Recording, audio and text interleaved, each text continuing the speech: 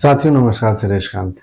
आज हम बात करने वाले हैं पीसीएस मेंस हिंदी निबंध की और आरओ निबंध की बात करने वाले हैं। ठीक है, हम लोग देखेंगे आखिर निबंध में जो लड़के के नंबर कम लाते हैं उनकी क्या स्ट्रेटेजी होती है, किन स्ट्रेटेजीज को अपना के निबंध में नंबर ज्यादा लाए जा सकते हैं। क्योंकि देखिए निबंध एक ऐसा पार्ट है, स्पेशली आरओ में मेंस में निबंध काफी मायने रखता है और पीसीएस मेंस में भी हिंदी में निबंध बहुत मायने रखता है।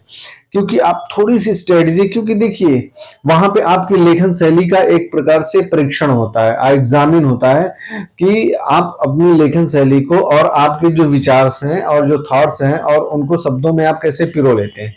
निबंध बेसिकली आपकी जो अंदर चल रहा है, मतलब जो समाज में घटनाएं घट रही, आपके जो अंतर्भाव होते हैं। हाँ ठीक है, अपने से कहानी बना के नहीं लिखना है, पर बेसिकली यही होता है कि आपके उस पर क्या विचार है। जैसे किसी भी मुद्दे पे आजकल के डिजिटल युग अगर देखा जाए, डिजिटल इंडिया ने पिछले 10 सालों में भारत में क्या बदलाव किए हैं, आलोचनात्मक व्याख्या करिए। अगर मैं प्रश्न करूं कि निबंध में आ जाता है कि डिजिटल इंडिया ने पिछले 10 सालों में भारत में क्या क्रांति ला दी है, या एक समालोचनात्मक या आलोचनात्मक उसकी व्याख्या करिए। ठीक है, तो कुल मिला के अगर हम इसी पॉइंट को ले लेते हैं या भारत में ले लेते हैं कि अभी अभी ऑपरेशन सिंदूर हुआ है और ऑपरेशन सिंदूर इस तरह से हुआ है कि उसको कह सकते हैं कि इंपॉर्टेंट तो है ही, आ ही सकता है आरओ मेंस में या पीसीएस मेंस में आ सकता है। मतलब इससे रिलेटेड आएगा, ये मान लीजिए, ये तय मान लीजिए कि इससे रिलेटेड आना है। क्योंकि जो करंट बेस आ रहे हैं आजकल निबंध खास करके, वो घिसे पिटे या ट्रेडिशनल तरीके से जो निबंध आते थे अब नहीं आ रहे हैं। अब निबंध में भी काफी बदलाव आ चुका है। ठीक है, अगर वो कृषि से रिलेटेड पूछ रहे हैं, जलवायु परिवर्तन से, या जो भी सेक्टर हैं बटे हुए हैं। ठीक है, अगर महिला सशक्तिकरण पूछ रहे हैं तो ये भी पूछ सकते हैं कि बेटी बचाओ बेटी पढ़ाओ ने महिला सशक्तिकरण में क्या योगदान दिया है, या बेटी बचाओ बेटी पढ़ाओ पे एक आलोचनात्मक या समालोचनात्मक निबंध लिखिए, कहां तक ये योजना सार्थक रही है। कुल मिला के कुछ ऐसे इसी तरीके से, यानी कि आपको कोरिलेट करना पड़ेगा जो टाइम चल रहा है। तो साथियों निबंध हम कैसे लिखें, निबंध में क्या स्ट्रेटेजी होती थी। जैसे हम लोग जो स्ट्रेटेजीज अपनाते थे और निबंध में ठीक ठाक बहुत अच्छे नंबर मिलते थे, ऐसा नहीं है, बहुत ही अच्छे नंबर मिलते थे, हर समय मिले हैं। जितने भी हम लोगों ने मेंस दिए हैं, 13-14 मेंस दिए हैं उसमें सब में बहुत ही शानदार नंबर मिलते थे, बेसिकली हिंदी के निबंध में। तो निबंध बेसिकली क्या है, निबंध क्या है, एक प्रकार से अगर ऐसे की बात की जाए तो ऐसे क्या है, ऐसे एक ये मतलब कह सकते हैं कि ऐसे निबंध वो चीज है जो आपके अंदर चल रहा है, जो समाज में घटित हो रहा है, उसको शब्दों में बना के तो देना ही देना है। लेकिन शब्दों की सीमा होती है, ठीक है, तय सीमा होती है, शब्दों की सीमा होती है कोई भी निबंध है। ठीक है, पहली बात तो यह है कि शब्दों की सीमा है, उस सीमा के अंदर आपको देखना है कि कैसे सारी बातों को आप अच्छे से लिख सकें, जो आप कल्पना कर रहे हैं उसको मूर्त रूप दे सके, जो आप इमेजिन कर रहे हैं उसको।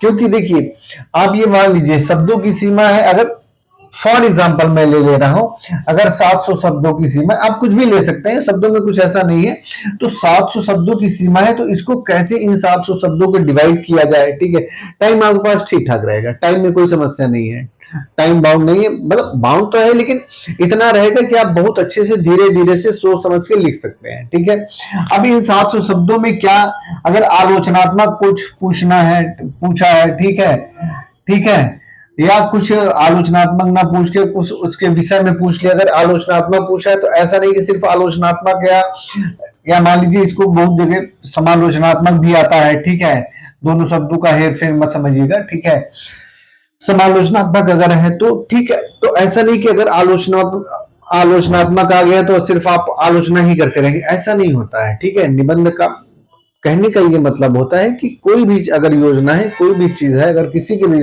विषय में आयोग ने पूछा है तो उसके विषय में उसका एक पर्सपेक्टिव होता है। ठीक है, जैसे कि कृषि क्षेत्र में बढ़ती नवीन टेक्नोलॉजी कृषि में कहां तक उपादेय है।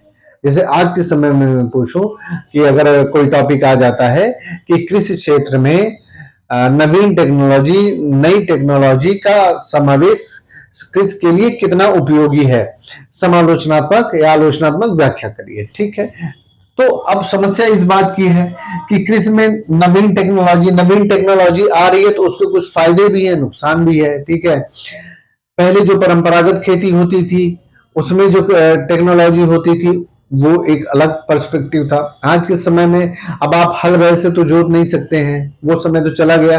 तो उसकी आवश्यकता को आप बताइए, क्यों जरूरी है कोई भी चीज। नई टेक्नोलॉजी को अगर हम अडॉप्ट कर रहे हैं तो पुरानी चीजों के साथ में क्या तारतम्य, क्या सामंजस्य होना चाहिए, उसको आप बताइए। कहने का मतलब समालोचनात्मक, आलोचनात्मक ये बात होती है। ऐसा नहीं कि सिर्फ आप आलोचनात्मक देख लिए तो बस आलोचनात्मक टिप्पणी करते रहेंगे। एक मैं बात बता रहा हूं। दूसरी बात यह है कि 700 शब्दों में कैसे डिवीजन करें। तो हमको बहुत ही सुंदर, देखिए इसकी प्रैक्टिस करनी पड़ती है। आपको बहुत ही सुंदर एक बहुत कम, मतलब कि अगर 700 शब्द हैं तो ये मान लीजिए कि 70 से 80 शब्दों के बीच में, अगर इससे भी कम हो जाए 70 से 80 शब्दों में आपको प्रस्तावना लिखनी पड़ती है। ठीक है, सबसे अच्छा तरीका यही होता है। और प्रस्तावना वो कहते हैं कि आपके निबंध का पूरा बेस होता है। प्रस्तावना यानी कि जो आप 70 से 80 शब्दों का वन, मान लीजिए कि अगर 700 शब्द है तो 110 आप ले सकते हैं, ये प्रकार से रेशियो रहता है। ठीक है, प्रस्तावना में आप 110 ले सकते हैं, इतनी गुंजाइश आपके पास में रहती है। ठीक है, अगर आपने 110 लिख के प्रस्तावना को कसा हुआ, बंधा हुआ लिख दिया, कुल मिला के प्रस्तावना एक पूरी फिल्म का ट्रेलर होता है। जैसे आप फिल्म कैसे देखने जाते हो, ये बात मैं कहता हूं कि आप फिल्म कैसे देखने जाते हो, तो वो ट्रेलर देख के जाते हैं। अगर ट्रेलर आपको अच्छा लगता है तो आप एक कल्पना कर लेते हैं फिल्म यार जबरदस्त होगी, चलो यार फिल्म देख आते हैं। तो पूरे निबंध का जो ट्रेलर है वो प्रस्तावना है। प्रस्तावना में जो शब्दों का चयन है वो सोच समझ के होना चाहिए। ठीक है, शब्दों का चयन सारगर्भित होना चाहिए, ये नहीं कि बिल्कुल से बाजारू शब्द आपने कर दिया, ठीक है, बेड़ा गर्क हो जाएगा। शब्दों का चयन सारगर्भित होना चाहिए और भावपूर्ण होना चाहिए। ठीक है, भावपूर्ण होना चाहिए, यानी कि जो आप बताना चाह रहे हैं, ठीक है, भावपूर्ण होना चाहिए। जो आप बताना चाह रहे हैं, जो आप कहना चाह रहे हैं उसको आप कह दीजिए। ठीक है, मैं प्रस्तावनों की अभी पहली बात कर रहा हूं। ठीक है, क्योंकि अगर 700 शब्द का निबंध, मैंने एग्जाम्पल के लिए 700 शब्द ले लिया है, 700 शब्द का है तो उसका 110 आप 70 से 80, मैक्सिमम 80 शब्द प्रस्तावना में लिख सकते हैं। ठीक है, प्रस्तावना कैसा होना चाहिए, शब्दों का चयन होना चाहिए, दूसरा सारगर्भित होना चाहिए, तीसरा भावपूर्ण होना चाहिए, चौथा क्या होना चाहिए, लयबद्ध होना चाहिए। ठीक है, लयबद्ध होना चाहिए, यानी कि एक धारा प्रवाह, शब्दों का जो चयन हो, जो लयबद्धता हो, वो बिल्कुल जबरदस्त होनी चाहिए। ऐसा नहीं कि शब्दों में बिखराव हो, शब्दों में टूटन हो, एक दूसरा शब्द दूसरे ऐसे लगे कि जोड़ गांठ के बना लिया गया है, सिला सिलाया, ऐसा नहीं, बिल्कुल लयबद्ध हो। जहां से आप शुरू कर रहे हैं पहले शब्द से लेके, ठीक है, 70-80 शब्द तक बिल्कुल से लयबद्धता होनी चाहिए, बराबर होना चाहिए, कसा हुआ होना चाहिए, जिससे कि जो एग्जामिनर है, जो निबंध को चेक करने वाला है, उसको ये देख के समझ में आ जाए कि नहीं, लड़के में दम है, लड़के ने लिखा जबरदस्त है। ठीक है, तो प्रस्तावना साथियों सबसे बड़ा बेस, वो कह सकते हैं कि जैसे मकान का पिलर होता है, अगर पिलर शानदार है तो वो मकान जबरदस्त होगा ही होगा, क्योंकि वो आंधी तूफान वर्षा सबको झेल जाएगा। पिलर ही कमजोर है।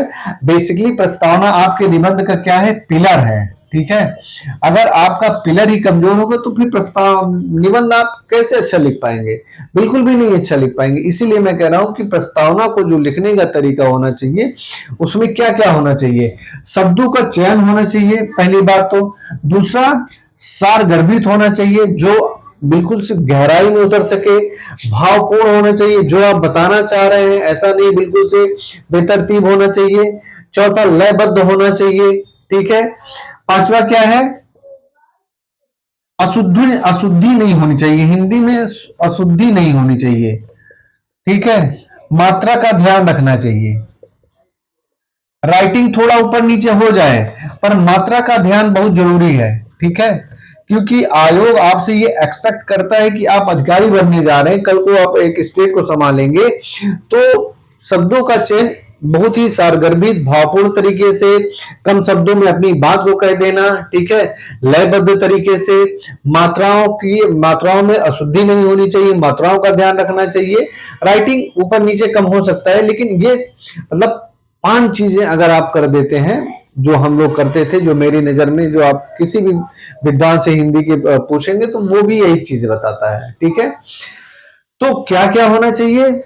अगर 700 शब्द है तो 1/10 आप प्रस्तावना में लिख सकते हैं। पिलर है प्रस्तावना किसी भी निबंध का। ठीक है, प्रस्तावना कैसा होना चाहिए? शब्दों का चयन सोच समझ के होना चाहिए, सारगर्भित होना चाहिए, भावपूर्ण होना चाहिए, यानी कि जो आप भाव बताना चाह रहे हैं वो होना चाहिए।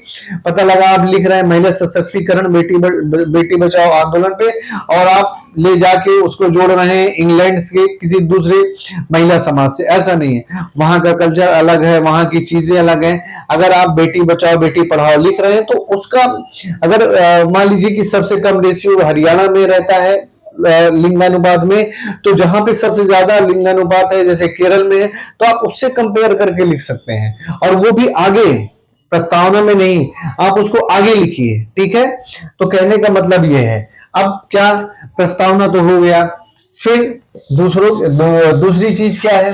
दूसरी बात यह है कि फिर आप उसको खंड में बनाइए। ठीक है, पैराग्राफिंग करिए थोड़ा सा, बहुत खंड में भी बनाने की जरूरत नहीं है, लेकिन हाँ इतना खंड में होना चाहिए कि आप उस बात को कह सकते हैं। जैसे अगर आप निबंध में अगर अच्छी हिंदी के जानकार हैं तो आप एक काम कर सकते हैं कि जैसे कुछ शायरी वोरी कविता विता भी लिख सकते हैं, उससे संबंधित जो थोड़ा बहुत दोहे वोहे चल सकते हैं आप उनको भी लिख सकते हैं। वो कोई ऐसी खराबी नहीं है, वो आपके निबंध को शोभायमान कर देगा, शोभा ही बढ़ाएगा। ठीक है, दूसरी चीज है प्रस्तावना के बाद फिर आप क्या करते हैं? पहले नंबर तो प्रस्तावना है, कुल शब्दों का कितना होना चाहिए? 1/10 तो होना ही चाहिए, कुल शब्दों का 1/10। ठीक, दूसरी बात क्या है? दूसरी बात, जब आप पैराग्राफिंग करिए तो उसको तो पैराग्राफिंग कर सकते हैं। ठीक है, पैराग्राफिंग कर सकते हैं। ठीक, 700 शब्द का है प्रस्तावना के बाद, कम से कम आप 4 से 5 पैराग्राफ में उसको लिख सकते हैं। ठीक है, 4 से 5 पैराग्राफ में लिख सकते हैं। ठीक, जो कह सकते हैं कि अगर आलोचनात्मक पूछा है तो पहले उसके सकारात्मक पक्ष को बताइए। ठीक है, पहले क्या बताना चाहिए? पहले सकारात्मक पक्ष को बताना चाहिए। ठीक है, फिर सकारात्मक पक्ष के बाद में जो सकारात्मक पक्ष में कमियां रह गई हैं उसके साथ में आप आलोचना कर सकते हैं। वो भी ऐसा नहीं बिल्कुल से क्रांतिकारी आलोचनात्मक कर दीजिए, दो मतलब अपने ही भड़ास निकाल दीजिए। ठीक है, ऐसा नहीं है। पहले सकारात्मक पक्ष, फिर बाद में सकारात्मक पक्ष से जो चीजें नहीं हो पा रही नकारात्मक पक्ष, ये करिए। ऐसा नहीं पहले नकारात्मक पक्ष ही कर डालिए, पता लगा क्या हो जाएगा। देखिए, जब भी हम पढ़ते हैं कोई भी चीज करते हैं तो पहले अच्छी चीजों को देखते हैं, अच्छी चीजों को तरफ ध्यान जाता है। उन अच्छी चीजों के बाद से फिर उसमें नकारात्मक पक्ष की ओर हम उसमें से कमियां ढूंढते हैं। ये बेसिक होता है, ये कॉन्सेप्ट होता है किसी भी चीज का। ठीक है, तो क्या, पहले सकारात्मक पक्ष को देखिए फिर नकारात्मक पक्ष को देखिए, यानी इसी सकारात्मक में से क्या क्या कमियां रह गई हैं उसको बताइए। ठीक है, कमियों का मतलब, नकारात्मक पक्ष का मतलब हर समय मारने मराने वाला या गाली गलौज वाला नहीं, कमियों को बताना ही नकारात्मक पक्ष एक हो जाता है। यानी कि आलोचनात्मक, यानी कि जो सकारात्मक पक्ष है उसमें जो कमियां रह गई हैं उसके संदर्भ में बताया जा रहा है। ठीक है, ये बात हो गई। फिर क्या है? फिर जब अगर अंतिम पक्ष आता है जहां पे आप निष्कर्ष देने जाते हैं, ठीक है, निष्कर्ष भी छोटा होना चाहिए। ये नहीं बिल्कुल से 250 शब्द का आपने निष्कर्ष लिख दिया, नहीं, निष्कर्ष भी ज्यादा से ज्यादा 70 से 80 शब्दों का होना चाहिए। ठीक है, यानी कि क्या हुआ, प्रस्तावना 110 और निष्कर्ष भी 110 ही होना चाहिए।